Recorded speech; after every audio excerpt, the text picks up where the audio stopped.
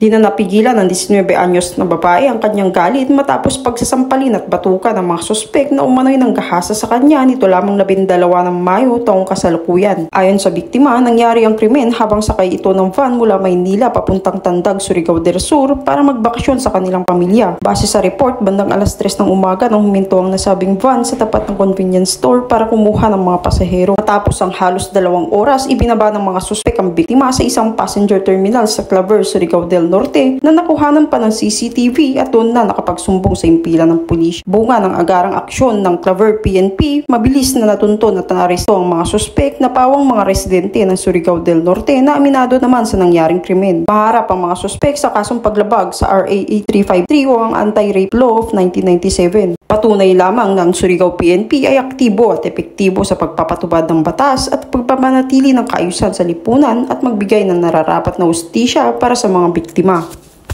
Mula dito, sa Police Regional Office 13, ako ang PNN Correspondent, Patrol Muhan Malinin, Lagat ng Batas, Lagat ng Kuyon, Balita Police.